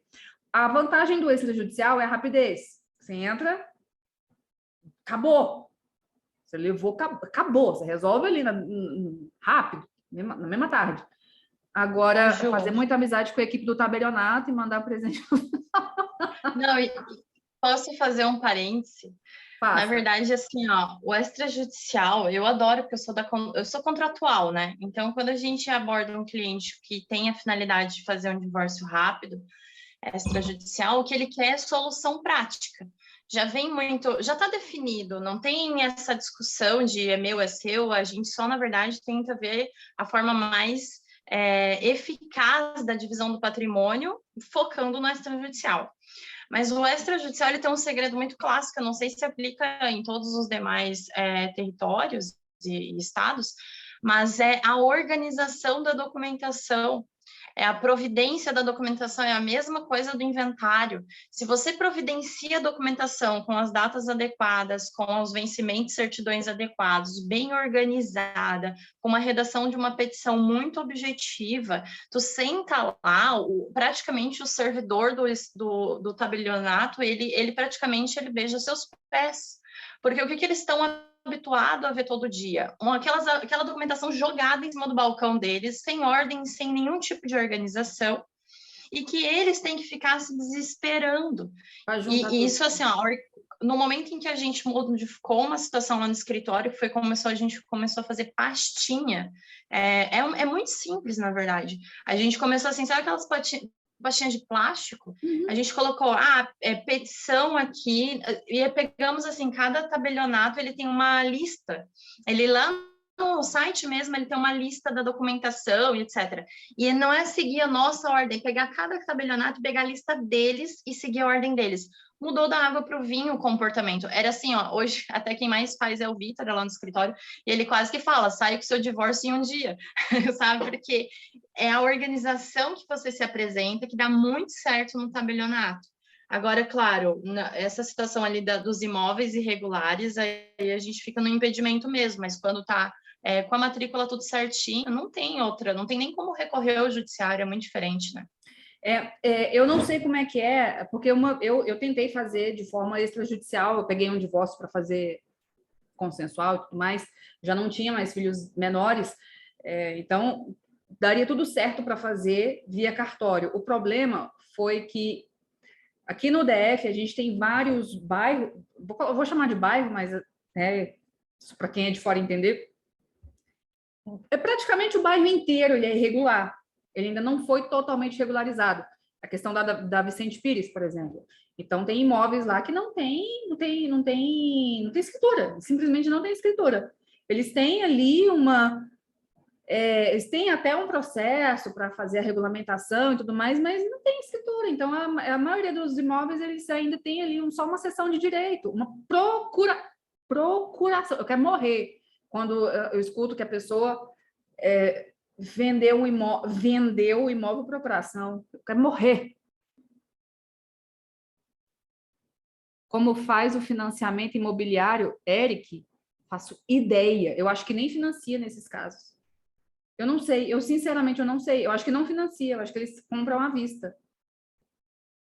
Eu não faço ideia. Eu sei que a quantidade de imóveis que tem lá, e são casas grandes, são casas bonitas, são casas boas, não tem... Deixa eu aumentar aqui, porque vocês estão mandando umas perguntas grandes, eu não estou conseguindo ver o tamanho desse chatzinho aqui que está aberto. Peraí. Possível cliente me procurou com o seguinte caso: ela e o marido moravam no apartamento que a mãe... Oh, gostei. Já começou a treta. Que a mãe dele deu para eles. Só que o imóvel continua no nome da mãe dele, então não deu para nada a ninguém, não. É o que ele diz, mas parece que ele consta como um dos contratantes no contrato de compra e venda. Eles se separaram de fato no passado e ela saiu de casa. O homem continua morando sozinho no apartamento. Nesse caso, a eventual partilha desse imóvel só seria possível depois de uma discussão da propriedade no juízo civil? Não, você pode discutir no próprio inventário mesmo. Você pode discutir dizendo que é dele a parte, pelo menos uma parte, né? Se ele consta no contrato de compra e venda, ele deve ter ali um percentual. Esse percentual, se isso aí foi adquirido na constância do casamento e entra como título oneroso, ainda que seja lá 20%, 10%, que é 50% desses 20%, vai ser da sua cliente. Tem que analisar, mas esse daí você pode discutir na própria ação de divórcio. Você vai requerer a partilha desse eventual percentual. Outra coisa que você me fez lembrar é de mencionar uma questão que, veja bem, imóvel exclusivo da parte. Eu já atuei num divórcio assim. A partilha, como é que se deu? Era exclusivo, o bem era exclusivo do meu cliente. Era uma casa. E aí, quando eles casaram, já era dele, estava quitado há muitos anos até, quitado. Só que era um lote enorme e uma casinha pequititica. Eles casaram e aí foram morar lá nesse imóvel. E durante a constância do casamento, foram fazendo reforma, foram melhorando, não sei o quê, reforma aqui, reforma ali, reforma aqui, expandiu o negócio. Ficou enorme, virou uma mansão a casa. Lembra? Era um lote grande, tinha uma casinha pititica, e aí foram morar lá no decorrer dos anos, moramos aqui, não sei o quê, reforma, aumenta, não sei o quê, área gourmet, papapá, aumenta, não sei o quê, sobe a casa, mansão. Na hora que separou, de fato, e ela ajuizou a ação, ela requereu a partilha da valorização do imóvel. Então, vamos supor que, eu acho que eu lembro como é que constava. Ele tinha adquirido esse imóvel no final dos anos 90, e escritura e tudo, e aí ele tinha pagado 25 mil reais, né? Que era o valor. E aí ela estava requerendo a valorização. Olha só, ela estava querendo metade do imóvel valorizado. E aí, salvo engano, ela estava chutando uns 600 mil reais, que valeria, e ela estava pedindo 300 mil reais, que equivaleria a 50%. Aí eu, na contestação, rebati, falei, olha só, não se partilha valorização. O que se partilha o imóvel é exclusivo dele. Vamos começar daí, o imóvel é exclusivo. 2, não se partilha valorização. Se partilha benfeitorias comprovadas. Não é nem a questão da benfeitoria que você olha assim, não, acho que aqui gastou tanto. Não, cadê nota fiscal? E aí, quando a gente foi juntar a questão de notas fiscais, ela só tinha demonstrado comprovado de nota fiscal uns 30 mil reais. Ou seja, levou 15. Mas gastou muito mais. Cadê a nota fiscal? Não tem. Não tem. Aí senta e chora. A gente, tá? Então presta atenção também nessas outras questões. Acabei de me lembrei disso pela dúvida da Clarice aqui. Mas, viu, Clarice, você pode discutir essa questão aí na própria ação de divórcio. Voltando à questão do imóvel que não é regular, que não é regularizado, aí fica mais difícil de fazer de forma extrajudicial, porque não tem escritura. E aí, quando eu me deparei com essa dificuldade, eu falei, isso aqui não vai rolar fazer no cartório, que vai esbarrar nessa questão do imóvel que não está regular, aí eu tive que mandar para o judicial. Mas assim, aqui no DF, pelo menos, sai muito rápido, em questão de, cara, em um mês. Em um mês entre a distribuição e a sentença transitada em julgado, né? Que a gente renuncia o prazo recursal em um mês. Tá tudo pronto. O casal tá divorciado. E aí, como é que fica a partilha? A partilha fica em relação à questão dos direitos em relação àquele imóvel, porque não tem... O imóvel não é regular, então não tem como você... É um sonho isso, um divórcio em um mês aqui, no mínimo Não, eu tô 6 falando... meses. Só que isso, Mari, tô falando assim, um divórcio judicial consensual, tá? Homologado, pedindo só homologação. Falou, olha, tá aqui, tá o acordo, todo mundo assinou, a documentação tá aqui, o juiz, tá tudo certo, homologa aí. Quando tem menor envolvido, que não era o caso desse, não teve que mandar para MP nem nada, aí demora um pouquinho mais. Mas ainda assim, eu acho que dos divórcios judiciais consensuais que eu já fiz aqui no DF, o que mais demorou levou 3 meses. Ainda assim, Ju, um consensual aqui cerca de 6 meses. Aí, ó, tá com a bomba no TJRJ. Um litigioso, nós fizemos uma audiência hoje, uma AIJ de um processo de 2020, e o juiz ainda falou que ainda está rápido, porque o processo é novo, 2020, e, aliás, redesignou para segunda-feira, porque o TJ não estava estava inoperante, e esperando que na segunda-feira tenhamos a audiência, e em 60 dias ele dará uma sentença. Ai, que delícia. Porque ele é bom. Que delícia. Ah. É igual eu falei aqui uma vez, a Camila falou aqui de novo, nem o TJRJ gosta do TJRJ. Ô, tribunal, viu? Bem assim, bem assim. O quê? Bem assim. Ninguém gosta dele. Não, ninguém gosta, gente. Nem o TJRJ gosta do TJRJ. Tá doido. O tribunal ruim. Credo. Nós nem sofremos. Não, mas aqui no DF, eu acho que o mais demorado que eu atuei, de consensual, ainda que tenha sido, né, consensual, oh meu Deus, judicial, demorou 3 meses até homologação, isso que tinha menor. Ah, e outra coisa, demorou 3 meses, e ainda considerando que teve recesso nesse período, porque eu ajuizei ele no meio de dezembro, um pouco antes do recesso do judiciário, em fevereiro já estava homologado. Vou te falar, esse é de 2020 e ainda fizemos separado o divórcio e os alimentos, para não agarrar. Meu Deus do céu, olha. Nem o TJRJ gosta do TJRJ. Gente, tem quase 2 horas que eu estou aqui falando com vocês. Ficou alguma dúvida? Eu acho que eu falei tudo do que eu tinha que falar. Falei da questão do divórcio liminar, a alegria de todo mundo, aproveita que casa de novo, lembrando que o divórcio liminar, ele vem como pedido de uma tutela de evidência, porque a diferença de uma tutela de evidência para uma tutela de urgência é que na de evidência eu não preciso, não tenho o perículo in mora, né? Afinal de contas, qual o perículo in mora eu teria ali num pedido? Não existe. É uma tutela de evidência, um dos possíveis pedidos de tutela de evidência é a questão do divórcio liminar, as modalidades de divórcio. Essa questão aqui eu coloquei no que não precisa mais esperar 2 anos da separação para ajuizar o divórcio. A gente já sabe, mas eu acabei colocando, né? Eu tenho essa questão mais de ser professora. Então, já falei tudo aqui, cônjuge na administração exclusiva dos bens, tem que arbitrar o aluguel, manda notificação extrajudicial já para constituir a mora. Agora, toda vez que eu falo em mora, eu lembro sempre da Dani. A questão da subrogação, prestar muita atenção com a questão de subrogação.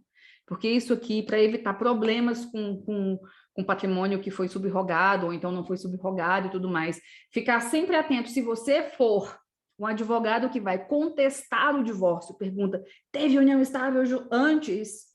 Se atente a isso, analisa a questão de competência, onde é que foi ajuizada essa ação de divórcio, analisa a questão do valor da causa, se esse valor da causa foi certo, se está de forma correta, lembrando que o valor da causa é a soma do patrimônio, não é o quinhão que o teu cliente supostamente tem direito, é a soma do patrimônio, tá? E atendimento ao cliente, falei do que você tem que prestar atenção. A questão da documentação pertinente é toda a documentação dos bens, lembrando que tem carro, aquele sei lá, como é que é o nome daquele trem lá mesmo? O documento lá, aquele negócio lá que agora pega no aplicativo que é mais fácil. Não chega mais em casa. Oi, Ju. Oi. Deixa eu até fazer uma dúvida sobre o valor de causa, tá? A gente trabalhou num divórcio aqui, graças a Deus até eu fiz acordo, porque eu entrei no meio dele, né? E a petição foi bizarra, enfim, o acordo era a melhor solução para tentar corrigir os problemas. Mas, de qualquer maneira, eu tenho até uma dúvida interessante, talvez para mim, mas pode ser óbvio. É muito comum, até para título depois de imposto, fazer uma avaliação baixa do imóvel, dos imóveis, com a finalidade de eu digo que às vezes nem sempre consegue a redução das custas, porque a tabela progressiva das custas, ela chega um momento ali que não dá muita diferença, você atinge o teto e acabou. Mas depois, né, para usar aquela sentença, para levar ela para a questão ali do... É ITCMD, né, Vitor, que faz o divórcio? Acho que é. Aí a finalidade é tentar que não haja, né, ou não haja recolhimento, ou que o recolhimento seja inferior. Em contestação, seria interessante, então, vamos supor que o patrimônio ele está muito avaliado de forma baixa. Não sei se é só comum daqui, tá, Ju? Mas, assim, aqui é costume fazer avaliação judicial por via privada, corretores de imóveis, 2, 3 avaliações, no valor menor possível para finalidade de custos processuais e para finalidade de imposto no futuro. Em contestação, você faria essa correção? Vamos supor, a resposta de todo advogado, né? Depende do tamanho da treta. Aqui, pelo menos aqui na minha cidade, nós usamos geralmente o valor venal que vem no IPTU, que aí fica bem lá embaixo. Sim. Aqui a gente tem uma questão que é muito aplicado o valor mercadológico. Se você for observar, a gente está falando, agora entendi muito bem o depende, né? Vai depender também do patrimônio, como é que isso vai atingir a divisão. Se ele está muito subvalorizado, você aumenta e você pode ajudar ou piorar essa divisão, né? Aqui a gente também vai pelo valor de mercado. Em divórcio, não é tão comum já pedir uma avaliação. Eu fiz, pela quantidade de divórcio que eu já atuei, eu fiz poucas vezes isso, pegar uma avaliação de corretor, falar, olha, nesse caso aqui, manda o corretor ir lá. Geralmente eu costumo fazer isso, mas em inventário. Em divórcio eu fiz poucas vezes, mas geralmente em inventário a gente faz uma média de pesquisa mesmo em site, de imóveis semelhantes do mesmo condomínio. Sim. Mas é porque aqui no DF, como o negócio aqui eu não sei como é que é aí em Balneário, mas aqui é tudo muito setorizado. Então, por exemplo, o imóvel do Noroeste, se a gente está falando de um imóvel no Noroeste, de um apartamento de 4 quartos, todo mundo já pensa, já sabe mais ou menos quanto é que ele vale. Entendi. Mais ou menos não, assim, aqui. Talvez todo mundo tem uma noção por exemplo, básica. Às vezes, se eu demonstro, por exemplo, esse divórcio em específico, acho que eram 13 bens, uma esquina, ela foi colocada com avaliações do marido, né?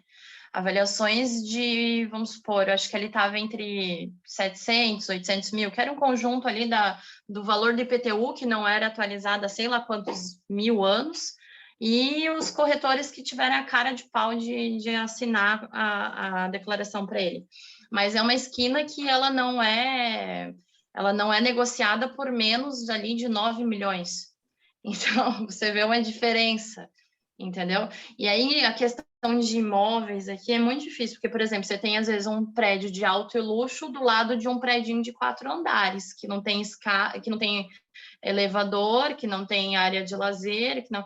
Então, eu entendo até por essa visão diferenciada, porque não tem setorização, não tem padronização, cada imóvel. Claro, se a gente consegue um prédio que tem mais imóveis vendendo, tudo bem, mas às vezes a gente está numa situação que é só aquele imóvel ali, o prédinho de 4 andares do lado de luxo, entendeu? Uhum. Não, aqui, quando você fala assim, não, eu vou fazer um... É muito engraçado aqui no DF, que igual o Eric estava aqui perguntando, tipo, bairro. Vou dar um exemplo. Se você vai fazer um divórcio, a Camila pode confirmar isso. Se você vai fazer um divórcio e fala assim, nossa, eu vou fazer um divórcio de um casal que a partilha de bens é dois apartamentos no Noroeste. Eu falo assim, caraca, vai ganhar... É bem, hein? Porque... Você fala assim, no Noroeste ou no Sudoeste, é uma casa no Lago Sul, uma casa no Lago Norte. Então, já são bairros que não vai ter imóvel barato ali. Não vai ter nada baixo. Não vai. Então, É que é bem mais setorizado mesmo, bem dividido. Aqui é muito bem dividido. Então, aqui você já tem, na hora que você fala em um imóvel num lugar X, você já pensa, tá, então a faixa de preço nesse lugar vai ser essa. Um outro imóvel no lugar Y, Sim. A faixa de preço vai ser essa.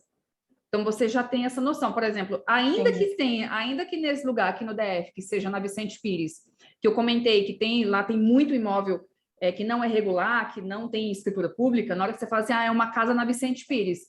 Cara, não é casa menos do que 700 mil.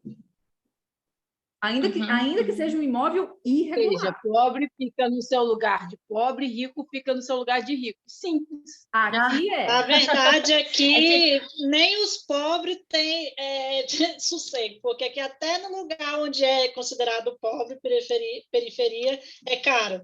Então, não tem essa possibilidade, Cara, não. Eu falo, DF é uma bolha, Brasília é uma bolha, Distrito Federal é uma bolha. Não dá para você comparar com qualquer outro lugar do país. É uma bolha. Aqui é uma bolha, em todos os aspectos. Sim. Aqui só mora a gente. Balneário já mora todo mundo meio que junto, né? Porque não tem espaço. A orla tem 7 quilômetros, é isso que reflete as 4 avenidas para trás. Então, todo mundo se acomoda ali do jeito que dá. E é pobre, rico, todo mundo meio que junto, né? Tem todo o amor aí, mas tem muita gente ali que... Não, mas eu entendi essa diferença. Não, aqui é muito setorizadinho. Deixa eu ver o que o Eric falou aqui. Vou fazer o divórcio de um casal do Morumbi. Vou ganhar dinheiro. Vou fazer o divórcio de um casal que mora em Osasco. Deve ser mais ou menos isso, Eric, aqui. Mas aqui é muito setorizadinho, assim. Então, não tem como você falar assim, eu vou fazer um divórcio de um casal que tem uma casa no Lago Sul. Aí você fala assim, mas onde no Lago Sul? Não, lá para... Aí quando você vai ver, não, é lá no São Sebastião, quase. Eu falo, não, é no Lago Sul, ali perto do... É no Lago Sul, no Jardim Botânico. Porra, então é uma mansão que você vai fazer. Então, a gente já tem uma noção de valor. E aí, qualquer coisa também, o que a gente usa muito, que não seja o corretor mesmo indo lá avaliar, pesquisa em sites mesmo de imóveis, de aluguel, de venda de imóvel. Porque, como eu falei, é muito fácil você conseguir até presumir o valor de um imóvel. Só jogando as características dele, você pega um parecido, um semelhante, o valor é esse. Não vai ter muita diferença. Lugar de rico, muito rico e rico demais. Exatamente, sim. Podre de rico.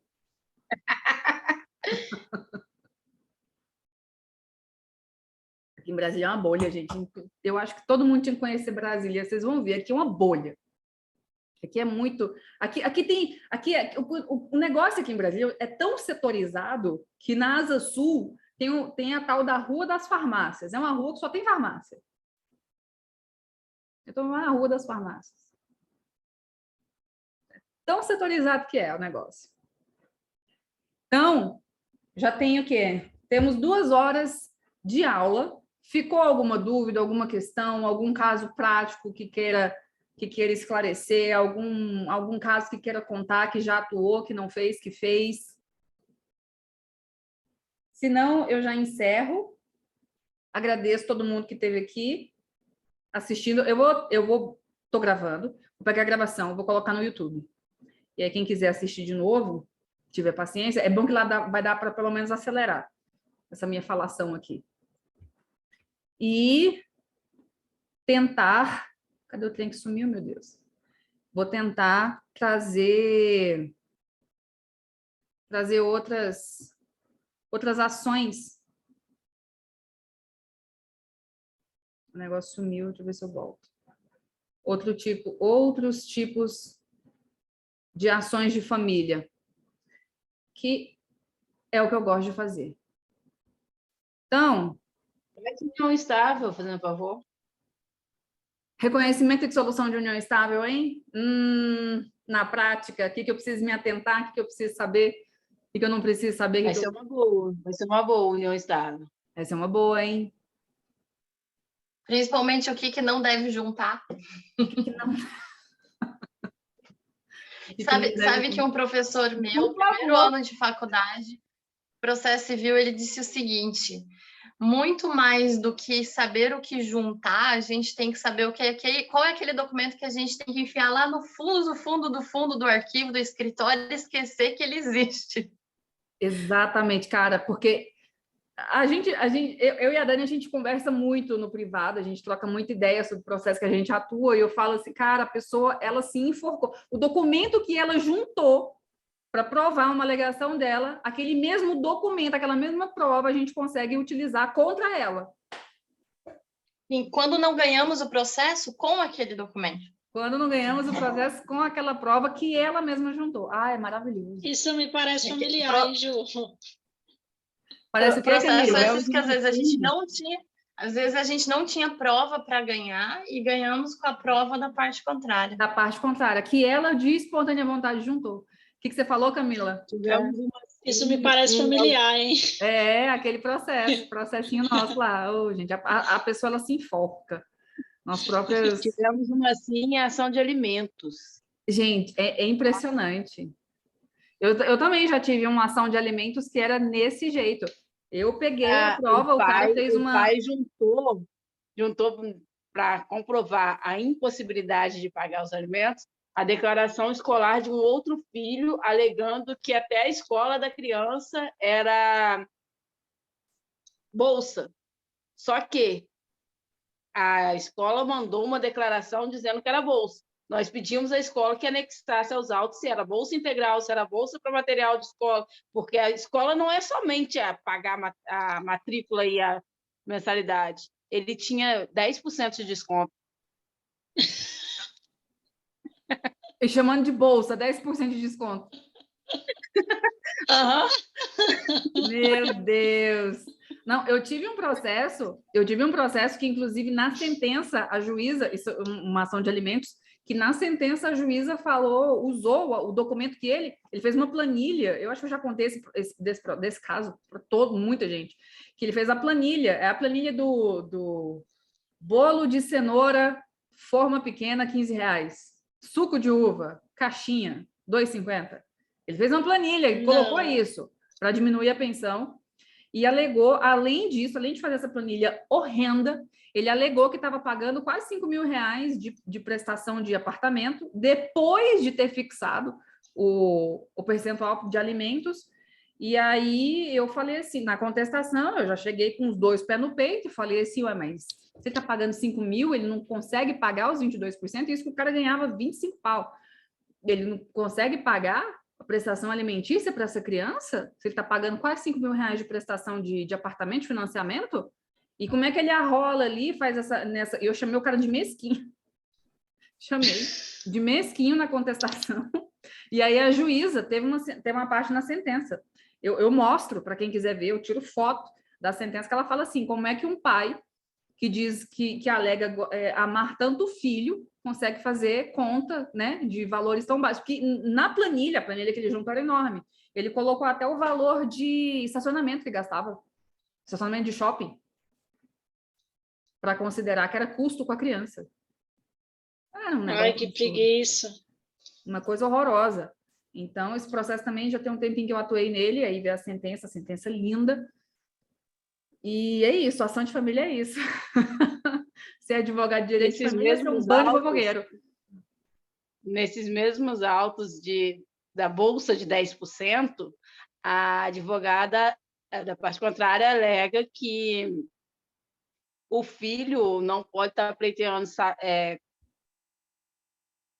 plano de saúde, porque ele, inclusive, cessou para o outro filho mais novo, que teria prioridade na escolha entre os dois.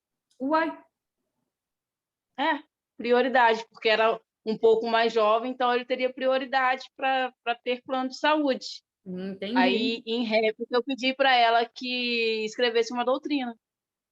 Entendi. Entendi, muito bem.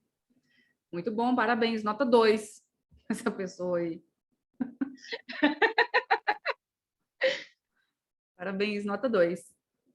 Gente, 2 horas de aula, até 9 horas da noite. Eu falei para Camila, quanto tempo você vai demorar, Camila? Eu levo umas 2 horas para dar aula. Que eu tenho a interação e tudo mais, então é 2 horas de aula, falando sem parar, vai dar 5 horas de aula. Eu falei, nem no NPJ eu dava 5 horas de aula, Deus me livre, é too much. Mas, gente, muito obrigado quem participou dessa aula. Faremos outras via Zoom. A sua aula foi quase o mesmo tempo do TJRJ abrir. Poxa, Camila, obrigada, hein? TJRJ tem que acabar. Vamos lançar essa hashtag Acaba TJRJ. E E eu passo fome? Você vai para outro estado.